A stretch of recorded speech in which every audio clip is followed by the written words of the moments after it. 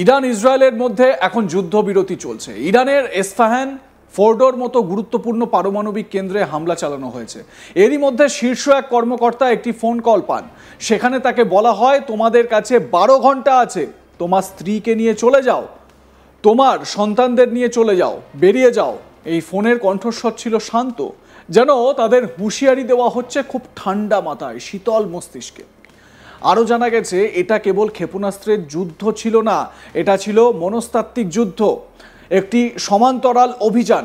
নির্ভুল বিমান হামলা এবং মৃত্যুর তালিকা থেকে নাম বের করে আনার মাধ্যমে একটি অন্য ধরনের অভিযান। যখন ইসরায়েলি ড্রোন এবং স্টেলথ জেটগুলি ইরানের ক্ষেপণাস্ত্র স্থাপনা এবং পারমাণবিক বাংকারগুলিতে আঘাত করেছিল, তখন আরেকটি অভিযান চলছিল। রাইজিং লায়ন কোড নামে পরিচালিত এই গোপন অভিযানটি ইরানের স্নায়ুকে লক্ষ্য করে চালানো হয়েছিল। একের পর এক ফোন সেই বিষয়টাকে নিশ্চিত করে। মিশনের সঙ্গে জড়িত 3 জন কর্মকর্তা এই পরিকল্পনার পরিধি নিশ্চিত করেছেন। প্রায় 20 জন ঊর্ধ্বতন ইরানি কর্মকর্তা সরাসরি হুমকি ফোন পেয়েছিলেন। বার্তা ছিল স্পষ্ট, আয়াতুল্লাহ খামেনিকে সমর্থন করা বন্ধ করুন অথবা মৃতদের সঙ্গে যোগ দিন। গোয়েন্দা পর্যবেক্ষকদের মধ্যে একটি অডিও ক্লিপ আসে, যেখানে একজন ইসরায়েলি অপারেটিভ মৃদু কিন্তু দৃঢ়ভাবে বলেন, আপনি আমাদের তালিকায় আছেন, আমরা আপনার ক্যারোটিভ ধমনীর চেয়েও কাছে। মনে রাখবেন, টার্গেট ছিলেন একজন উচ্চপদস্থ জেনারেল। তিনি পালিয়ে গেছেন বলে জানা গেছে। অন্যরা পালিয়ে যায়নি। চাপ কেবল ফোনের মাধ্যমেই এসেছিল তা নয়, কিছু অফিসার তাদের দরজায় বেনামি চিঠি পেয়েছিলেন। ইচ্ছাকৃত এবং শাসক গোষ্ঠীর গভীরে থাকা লোকদের উত্তেজিত করার জন্য এই চিঠিগুলি দেওয়া হয়েছিল। চিঠিতে কি লেখা হয়েছিল? সেখানে লেখা হয়, কোনো বোমা নেই, কোনো গুলির শব্দ নেই, শুধু ভয়। অভিযানের লক্ষ্য কি? সমস্ত পরিকল্পনাকে অচল করে দেওয়া, শীর্ষস্থানীয় কর্তাদের ওপর বা অফিসারদের ওপর আঘাতের পর পরবর্তী সারিতে থাকা ব্যক্তিরা যাতে দ্বিধাগ্রস্ত হন তা নিশ্চিত করাই ছিল লক্ষ্য। একজন ইসরায়েলি নিরাপত্তা কর্মকর্তা বলেছেন, আমরা চেয়েছিলাম যারা পিছনে পড়ে আছে তারা সব কিছু নিয়ে সন্দেহ করুক, তাদের নিরাপত্তা, তাদের ভবিষ্যৎ, তাদের নেতা।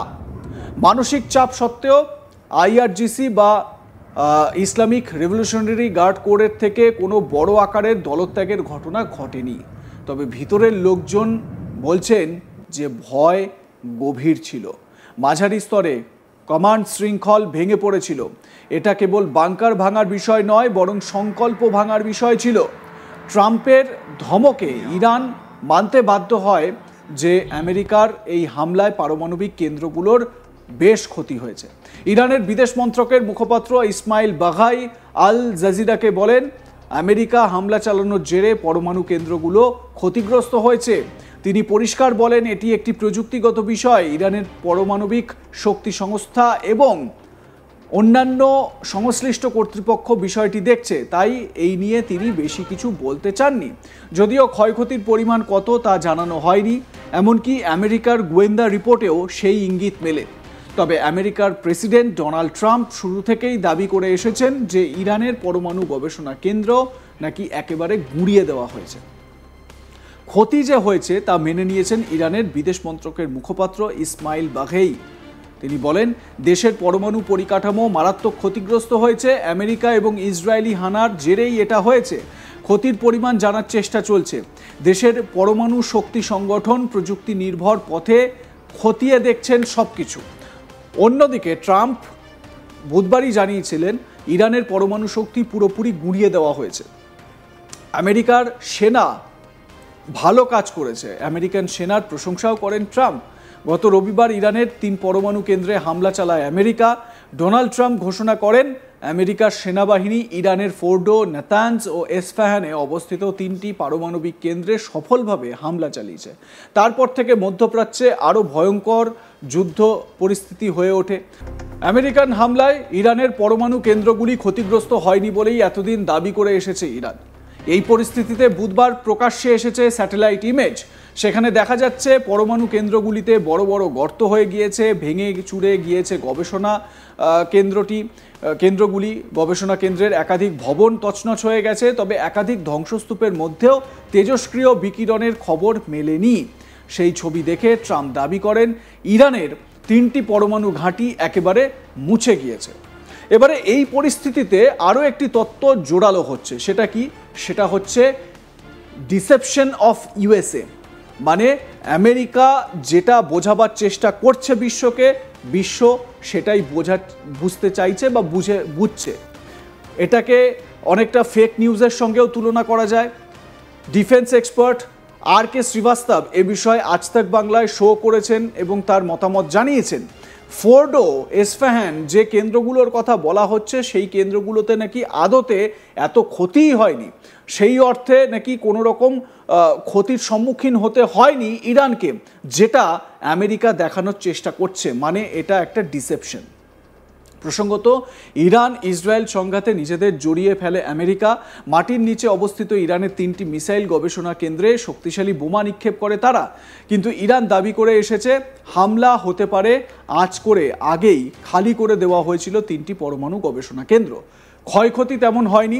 এখন অবশ্য ইরান জানিয়েছে যে ক্ষয়ক্ষতি অনেকটাই হয়েছে। এমনকি আমেরিকার কাছে এই ক্ষয়ক্ষতির জন্য ক্ষতিপূরণ পর্যন্ত দাবি করেছে ইরান, যে এখানে প্রচুর ক্ষয়ক্ষতি হয়েছে। পারমাণবিক যে গবেষণাগুলো চলছিল, সেই গবেষণাগুলোর অনেকটাই ক্ষতি হয়েছে। এবারে পারমাণবিক গবেষণা বলতে তো শুধু বোমা বানানো নয়, দেশের বিভিন্ন কাজে, দেশের উন্নয়নে, পাওয়ার জেনারেট করার ক্ষেত্রে বিভিন্ন সময় এই পারমাণবিক গবেষণা দরকার হয়।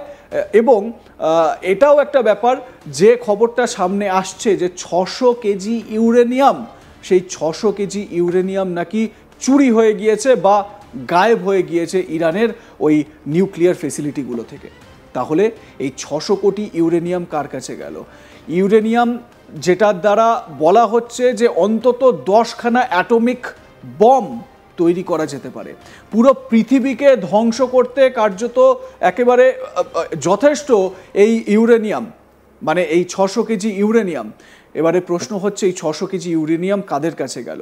যদি স্টেক হোল্ডার যারা রয়েছে, মানে এবং মানে স্টেট অ্যাক্টর যারা, সেটাও যদি হয়, মানে ইরান যদি সরিয়ে নিয়ে গিয়ে থাকে সরকারিভাবে কোনো একটি জায়গায়, তাহলে সেটা একরকম। কিন্তু এই 600 কেজি ইউরেনিয়াম যদি অন্য কারোর হাতে লাগে, নন স্টেট অ্যাক্টর যদি তাদের হাতে লাগে, যেমন আইএসআইএস জঙ্গি সংগঠন, যেমন হুথি জঙ্গি সংগঠন, হেজবোল্লাহ জঙ্গি সংগঠন, এদের হাতে যদি চলে আসে, হামাস জঙ্গি সংগঠন, তালিবান, এদের কাছে যদি চলে আসে এই 600 কেজি ইউরেনিয়াম, তাহলে একবার ভাবতে পারছেন কি ভয়ঙ্কর পরিস্থিতি তৈরি হতে চলেছে।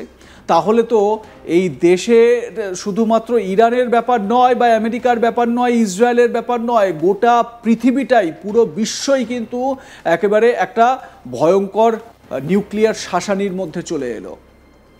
এবারে এই নিউক্লিয়ার বম, এটা যদি এই জিহাদি গোষ্ঠীগুলো তারা যদি সাকসেসফুলি বানিয়ে নিতে পারে, তাহলে বুঝতে পারছেন আমাদের এই সুন্দর পৃথিবীটার কি করুণ পরিস্থিতি হতে চলেছে। এ বিষয়ে আপনাদের মতামত কি জানাতে ভুলবেন না। দেখতে থাকুন আজ তাক বাংলা, সাবস্ক্রাইব করুন আমাদের ইউটিউব চ্যানেলটি, বেল আইকন প্রেস করুন নোটিফিকেশন পেতে।